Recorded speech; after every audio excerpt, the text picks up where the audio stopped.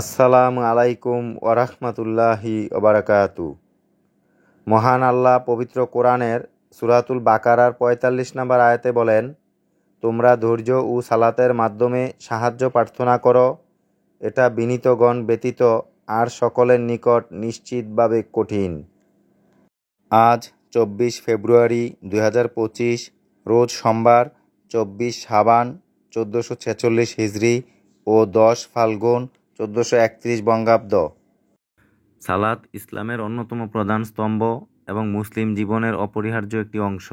এটি শুধুমাত্র একটি উপাসনা নয়, বরং এটি একজন মুমিনের আত্মশুদ্ধির মাধ্যম এবং আল্লাহর নির্দেশ পালনের একটি গুরুত্বপূর্ণ উপায়। যথাসময়ে এবং যথাযথভাবে সালাত আদায় করা অত্যন্ত গুরুত্বপূর্ণ, যা কোরআন ও হাদিসে বারবার উল্লেখ করা হয়েছে। ইসলামে সালাতের জন্য নির্দিষ্ট সময় নির্ধারিত রয়েছে। আল্লাহ তাআলা পবিত্র কোরআনে বলেন, নিশ্চয়ই সালাত মুমিনদের জন্য নির্ধারিত সময়ের মধ্যে ফরজ করা হয়েছে। সূরাতুল নিসা আয়াত ১০৩। এই আয়াত থেকে স্পষ্ট বোঝা যায় যে সালাত আদায়ের জন্য নির্দিষ্ট সময় মেনে চলা অত্যন্ত গুরুত্বপূর্ণ।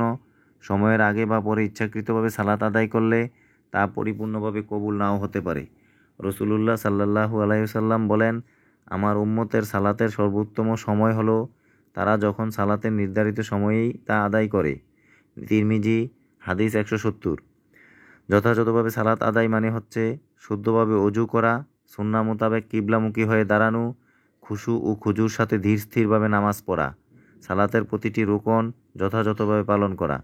রাসূলুল্লাহ সাল্লাল্লাহু আলাইহি ওয়াসাল্লাম বলেন, তোমরা এমনভাবে সালাত আদায় করো যেমন আমাকে সালাত আদায় করতে দেখো। বুখারী হাদিস ৬৩১।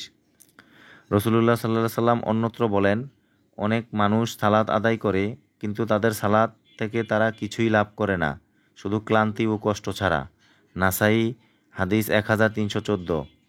এটি প্রমাণ করে যে যথাযথভাবে সালাত আদায় না করলে আল্লাহর কাছে গ্রহণযোগ্য নাও হতে পারে।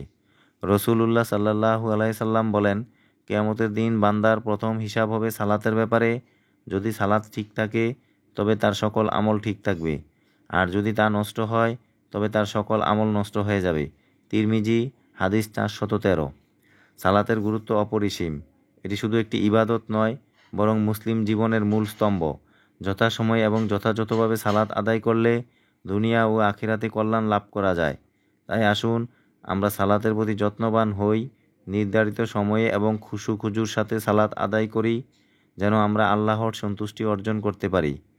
মহান আল্লাহ আপনি আমাদের সবাইকে সালাত যথাযথভাবে যথাসময়ে আদায় করার তৌফিক দান করুন। আমিন।